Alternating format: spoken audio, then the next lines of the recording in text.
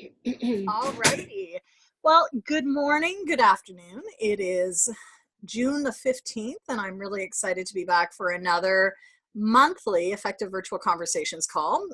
This is a revised date, so if you had tried to log in Monday, my apologies. We had to make a last-minute change due to my own schedule. So just a heads up, probably best practice as we move forward to just check the effectivevirtualconversations.com website, also the community call page for just any last minute changes. That's usually where I'll note them.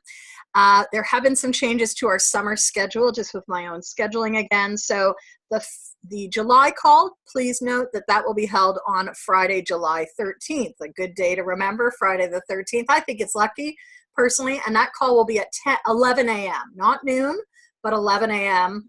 And it's actually going to be a program hack. So I don't usually share the program hacks, but that day, bring a program of your choice to actually work on real time. So it's an opportunity to take a lot of the learning we've been doing, a lot of the information I've been sharing, and start to apply it to a program possibility that you might be designing. So with that, welcome back. We're going to talk a little bit about 10 pitfalls, and it's going to be pretty fast because it's only a 30-minute call. If you have just found this, welcome. I do these calls related to my 2017 book, Effective Virtual Conversations, on a monthly basis. There are a lot. There's almost more than a dozen, almost 15 calls that you can tap into from the last year, including last month's May 2018's 5 Common Question. Some of our other top sellers, or the top ones that have gotten views, breakouts at Sizzle. Breakouts are always something I love to use, and also moving the needle on engagement. But today I want to take you into the land of what can happen, and in the virtual space, what is likely to happen. So key to this is preparation. Key to any successful call is preparation, being aware of these things, and then putting things into place. So number one pitfall, technology does not work. It's likely that it's not going to work. First of all, we want to choose a platform that fits your content, the purpose, and the interactivity. And for those that have a copy of Effective Virtual Conversations, you'll find that this might sound familiar. And in fact, I've taken these from page number 240, sorry, not 240, 277, through to 280. So pages 277 to 280, you'll see these in greater depth. But as I say, when technology doesn't work, you want to adjust on the fly. You want to be confident and have a backup just in case things aren't working. So a backup might include another device. One reason why I love Zoom is because it allows us to go into a mobile app, and it's just a backup that I can always sort of rest assured. Things will happen. So don't get flustered. You know, that's another key to making this pitfall smaller than it can be. The second one is you've lost your presentation or can't upload it. You've lost your presentation or can't upload it. I have slides, you know, you hopefully have something that you could be showing, but it's common that sometimes you get on a call and you have a screen similar to this, application failed. So always have a backup of your presentation. Have a hard copy that you print out. Know where it is. So maybe you have it open in the back window just in case you need to reboot or quickly share it by email, worst case scenario. Third one, your group can't hear you. What did you say? Your group can't hear you. And this is where, over time, with the platforms of your use, you will notice what enables sound and what gets in the way. If you have a slow connection, your voice may be muffled. It may be staticky. In fact, I had a call earlier today, and because of connection speed, it was completely breaking up. So you'll want to check it and certainly make sure that everyone can hear. If they can't, the person should log off and log on again. Don't try to do a lot of problem solving in the moment. It's probably best to say, can you log off, or can you join us via another device? And that's a quick workaround when group members can't hear you. Now, key is isolating. Is it one person or is it everyone? If it's everyone, it's your issue. But if it's only one person, it's likely their connection. So be noticing that this is a reality. Worst case scenario, you're going to have to move to chat, but that's a very, very long call. Reboot. Another one is one participant can't get on the platform. So it's likely that someone can't get on the platform. For corporate programs, you'll want to have someone internally that's working to support the logistics of a call. I have a few corporate sessions coming up with one of my clients in a few weeks. We're expecting about 25 people per call. I am supported by a producer. They will navigate all the tech issues so that I can focus on having a conversation. If we're trying to do everything, it makes it really difficult. So if you're doing a webinar, larger group, have someone who can support you technically. If it's group coaching, though, or virtual coaching, you will want to make sure people can get on, and that's where a pre-call can be really, really useful. For most of my work as a group or a team coach, I do a pre-call with people, 15 minutes to meet them. Wherever we can, we'll use it on the platform that we're hosting on. And that way we can work through any technical issues. Like someone can log on, they can hear everything, but we can't see them. Or maybe they realize they can log on, but they can't see my screen. So some of these tech issues require pre-work. You can also, if you're using a platform like Zoom, which is what we use, you can also give people a link to a test site. Recently, I had a corporate client, and we actually had all of their participants, because the number was huge, had them do a test. So they got a link to Zoom. Zoom has an auto test where they can test their mic, their camera. That was all expected to be done beforehand so that if anyone had problems, they had to sort it out themselves. Pitfall number 5 is the recording does not work. Okay, so many times coaches will record the call, say, hey, you don't have to join us because the call is recorded. What we do know about the virtual space today is that if people sign up for a live webinar, chances are anywhere from 50 to 75% do not show up. So 50 to 75% will not show up. They'll sign up because they think they get the recording, but sometimes the recording does not work.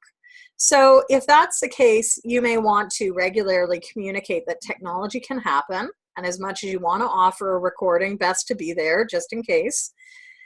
Another workaround, if it's a group coaching call where it's important for us to bring our group members up to speed, not for the public consumption, but group members, I'll always make sure that I have a backup.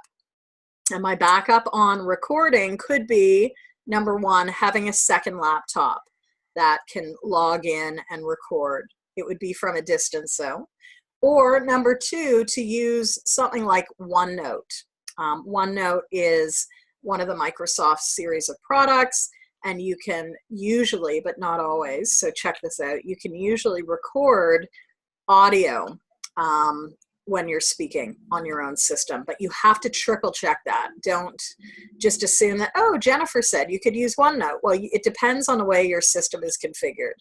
But I know that I've got it set in such a way that if everything goes down, I can still record my voice via OneNote, or if you can see my office, I always have a second charged laptop. I call it my baby laptop, and I have it in the area, and it's a fast load. So again, if you're a mobile worker, you probably have multiple devices, and you'll know which ones get up to speed fast and which ones might take 2 or 3 minutes. You want to have a fast load so you can keep things moving. All right, this is pitfall number 5. I want to pause here. And what do you think which one are you most concerned about so far? Anything on this list of 1, 2, 3, 4, 5?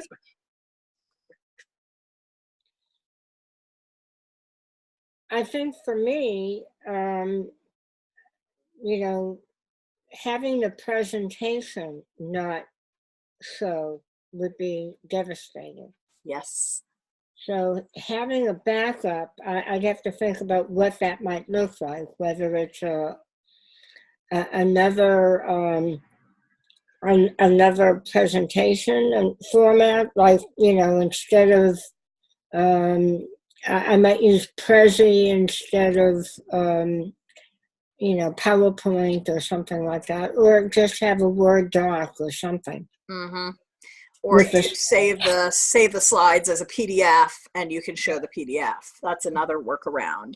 If you are presenting to a group, always get in the practice of sending or uploading the slides to a Dropbox to the organizer. Even if they don't require it, I'll send it on, because I know that in the event for some reason my system is not working, we can at least get them to do it. And because of firewall issues, again, if you're an external presenter virtually, there may be things that just aren't going to get through their firewall. So best practice is to really think through the eventualities. Another eventuality could be, I need to put it on a USB key, because it won't show from this device, but it'll show if I go on a different device.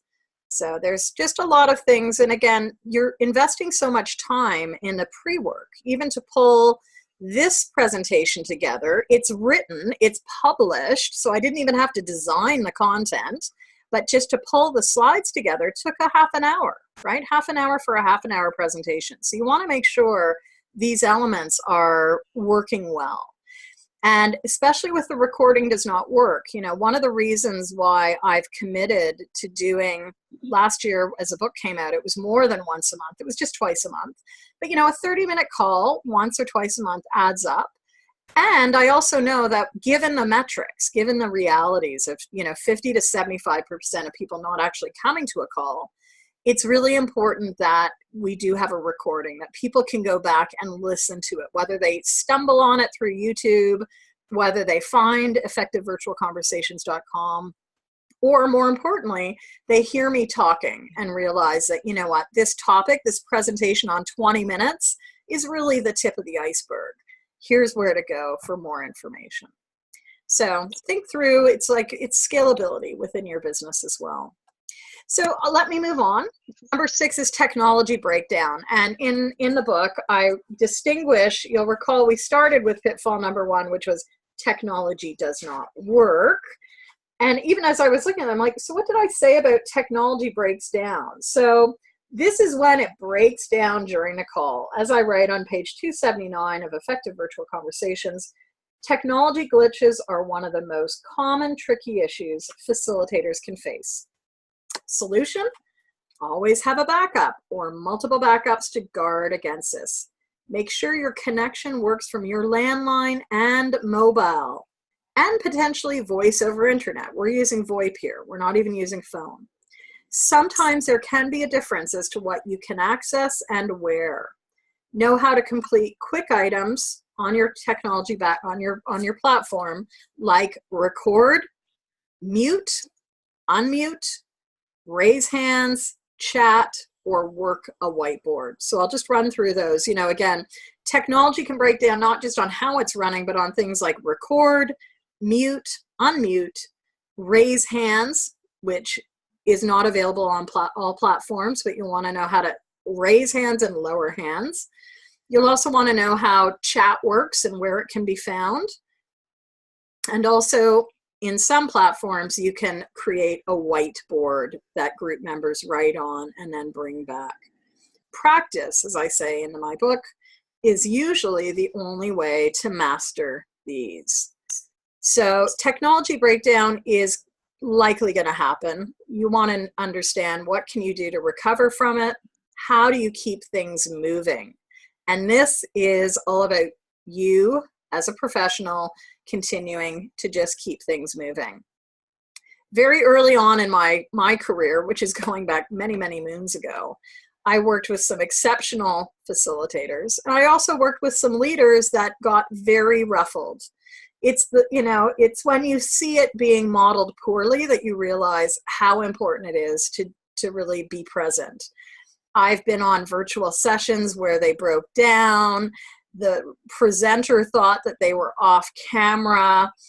They weren't off camera, and they weren't off microphone. You could hear the swearing in the background, and that just destroyed the person's reputation, because on today's presentation, it's probably not just going to be on your device. It's going to be recorded. It's going to be Instagrammed. You just need to always have your wits about you 24/7, especially when it comes to this work. So trust that it's going to happen at some point and just have a plan to recover from it. I think one thing that a lot of virtual facilitators struggle with, or maybe people new to virtual, is they feel like, oh, no one showed up, or like there's only one person. Well, I know you and I have often been the only ones on these calls, but there's been tremendous value in people watching these after the fact. I did some work last week with about almost 60 professionals. And as one of the follow-up resources, I said, for anyone interested, check out the Effective Virtual Conversations calls. That was day one of a 2-day program. On the evaluation feedback, I had comments like, when I said what worked well, I had people who had gone in overnight and watched some of the video and said, please do more of these. With our time difference, I can't attend, and they are so invaluable. So even when you think it's only one person or no one, do it. You know, there's very little cost other than your time. You have hopefully prepared for it, so it's ready to roll. Record it, and then make sure that you are leveraging that. The issue in today's world as a business owner in the social media realm is it's not just enough to create content. You need to think about how do you distribute content. So is this shared on your YouTube channel? Is it shared more closely with your readers? Does this become the roots or seeds of a new resource? And actually, I'll put a little plug because I can, because this is my own call. One area where I've been doing that this spring, I have a new resource coming out in the next month or so. It's now available on Amazon for pre-order. But some of you may know that I've worked in the realm of business development with small business owners of all stripes for the better part of the last 20 years, actually, even before I was a coach. And one of the on-demand programs I launched 3-4 years ago, I had a couple of series. One was a coaching business builder and a solopreneur primer to help coaches and business owners grow their business. I don't have enough time to coach every business owner or coach that I'd like to, and it's costly.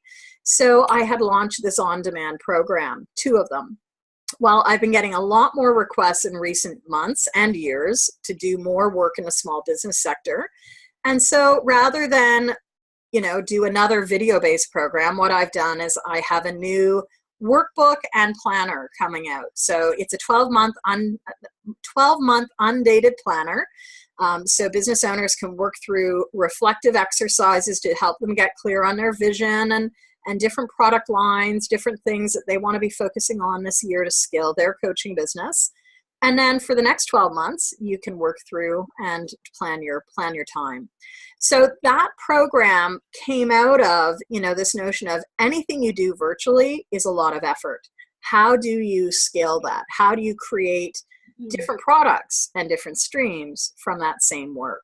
So just as I'm taking in this presentation, writing from my book, the newest book called The Coaching Business Builder, Workbook and Planner, the CBB or Coaching Business Builder, which is geared for coaches wanting to either start or grow their businesses, that has actually come out of or been influenced by the dozens of hours of speaking and the hundreds of hours of coaching, thousands of hours of coaching I've done with business owners and coaches over the last 15 years.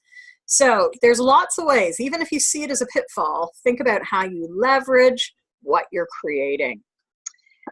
And number 8 happens once in a while, low energy. And you might feel like this, like the man on the screen, or you might sense that everyone on the other end of the line is sleeping. So this is where streaming is incredibly useful. You can tell when someone has fallen asleep. The issue then becomes, how do you hide them? if you can't do it, but you can actually hide video from others. You can choose not to share any of these. I'll just go to the talking voice. So where is my little adjustment? I can go to this, so you just don't see me. I can go to just me. That's not even just me. So again, depending on how you want to use your line, you can go big, little, or other. I like to keep it in this view because it doesn't intersect. But low energy is going to show up. So this is the challenge of engagement. And I've talked so many calls now about how do you keep people engaged by moving into breakouts, by moving into different approaches. We want to make sure that we are keeping pace going. And for yourself, notice what you need to be high energy, or be energy that does inspire rather than put people to sleep.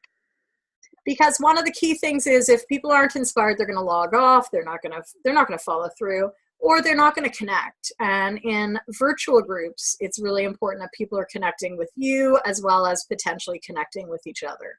If you're a coach that wants to do more work virtually and you're working with groups and teams, it's not just about you and each group member, it's about helping the group develop those relationships with each other. Think about, and I think you've been on some of these calls where we did breakouts, and people always come back from breakout, or most people come back from breakout energized.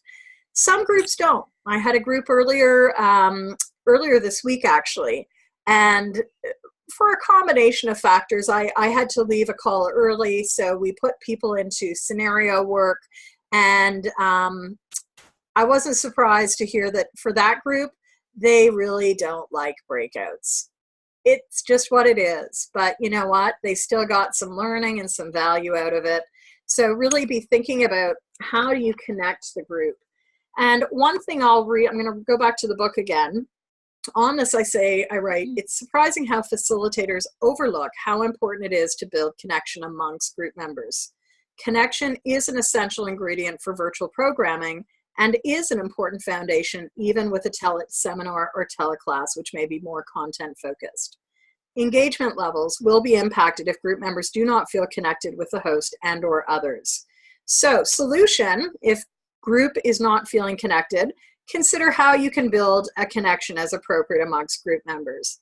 If it is an extended program, are you giving people enough time to speak? Are you encouraging people to share a bio or a photo of themselves at the start of the program? If it is a drop-in one-off webinar, are you posing questions to the group that they can respond to verbally, by email chat, or by using their keypad? If you're hosting a longer program, are you creating learning partners or buddies? And I think this is sort of a really overlooked area. On Wednesday of this week, I was one of this year's WBEX presenters. So WBEX is a really big virtual conference, quote unquote thought leaders are invited. So I was speaking on virtual conversations, and I felt that even though I knew there would be anywhere from 500 plus people on the line, that I wanted to connect people in a way with each other. So if you think about most platforms, when you have several hundred people on, they can't see each other's chats. But what we were able to use earlier this week is polling. So I had 4 different poll questions. I asked people to share what platform they used. I asked them to share how long were they on virtual calls for. And it was really interesting. Like I don't think there was anything outstanding that I didn't expect. However, it was amazing that what the data gave us was the response on several hundred people, like practically, not just anecdotally. So it was really interesting.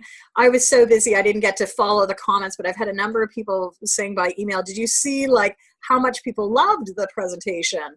And I think it was because people felt connected. They felt that they had a voice, even as one of 600 plus people on the line live, let alone the people who were listening in after the fact.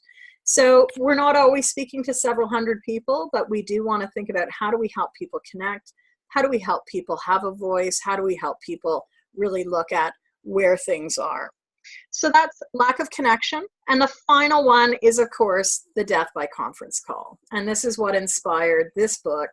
I had this cartoon designed about 4 years ago now. It's something I've experienced for the better part of the last 30 years. Staff, whether it was me as a leader, me as a coach, knowing that when people aren't engaged, they are probably mindlessly multitasking at their desk. And this truly was the inspiration for the whole book of Effective Virtual Conversations. We spend so much time in the virtual space these days and often not most effectively. I continue in my work to see organizations that have abandoned virtual because they don't think it works, but the cost is tremendous. I look at, for me, having to even travel to do work last week, 3 time zones away, exhausting. You know, it has way more impact than the days that you're there. You have a day of travel back, time zone change. You can't, you know, in today's world of doing more with less, we can't afford to be traveling the globe unless we need to, right? And we don't need to really be effective. We can do a lot of this online. So I think my writing will sort of put this one in perspective. The multitasking mindset can be very commonplace for many of us. What can you do to capture people's attention and keep it focused? So consider these questions. Are you making a request for people to disconnect from other technologies? Are you asking them, please put the other devices away, please put it on pause? Are you changing the pace frequently? For example, every 5 to 7 or every 10 minutes. As I was sharing at WBEX earlier this week, there are some instances you want to change the pace every 2 to 3 minutes. And that's what I've been modeling here. Notice that it worked okay because we've been moving it along with 10 pitfalls. Are we creating opportunities for individuals to pause and engage at their desk? Maybe you create a worksheet. Maybe you actually ask people to take out a pen and write it down. And notice that I'm not saying grab a device and write it down. I'm saying grab a pen. We know that neurologically, from a brain-based perspective, we are still creating more neural networks by writing than by typing. And ultimately, as I wrap up with in Pitfall 10 on page 281 of Effective Virtual Conversations, we do want to ask ourselves, what engagement strategies are we employing?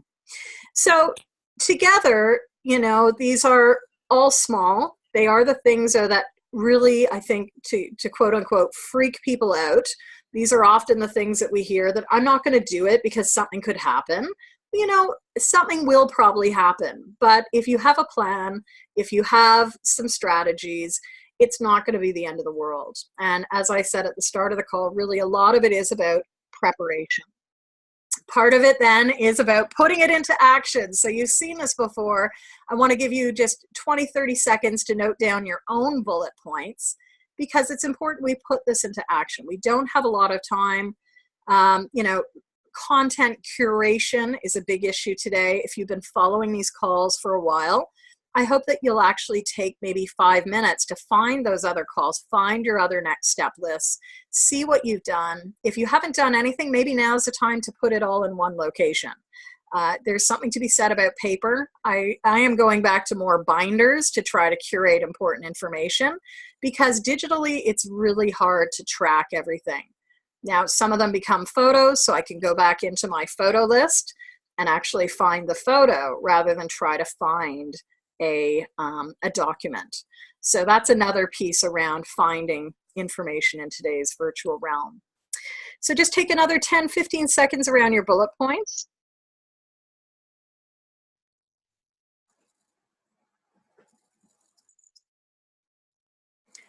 A reminder of all the different topics. This only goes up to the end of last year. Another reminder that our next call is not until Friday the 13th of July, not Monday the 9th. So I always put a date on when the schedules are updated, but it's due for Friday, July 13th. As I said at the start of the call, it's going to be a program design hack. So it is an opportunity for you to work real time on a program of your choice. And what I do is I take you through 2 to 3 minute bursts of timed work. And when I say timed work, you'll hear my voice. I'll say, okay, here's a question for you to reflect on and work on for the next 2 to 3 minutes. And we keep moving. And we do that for 45 minutes. I do not record these calls because people bring their real-time work, but I hope that it will inspire you to put it in your calendar. Friday, July 13th at 11 a.m., not 12 noon, but 11 a.m. Eastern, New York or Toronto time.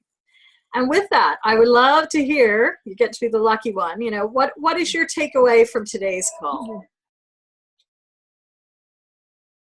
Maybe that's your call. You need to go for your call. So with that, no. I wrote down 2 birds. One that I need to know the Zoom technology. I haven't used it enough to be able to do like breakouts and recording and all the things, sharing my screen. So I need to do that. The other thing is, I'm really keen on how do I connect or make connections with participants. You know, how do I help them connect with each other? Yeah. And feel like they're part of a bigger entity. Yeah. And so the use of breakouts would be one.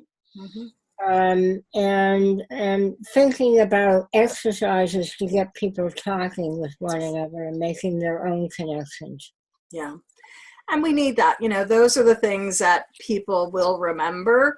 They remember how they feel, and we are in an era of just such bad calls that, you know what, like you want to break the mold and you almost want to say at the start of the call, this is probably not going to be like your usual call. And that could be provocative. Either people will love it or they're going to hate it. And that's what I really increasingly see in my work. Either my style is going to match yours, or you expect that I feed force you. And that's not who I am. I'm an educator. I want to provoke you.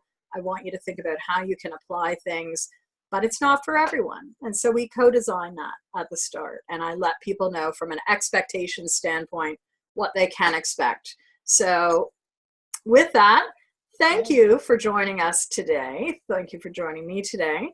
This will be uploaded to YouTube, and it's under Effective Group Coach with all of the other Effective Virtual Conversations ones. So with that, have a great start to summer, and hope to see you on Friday, July 13th at 11 a.m.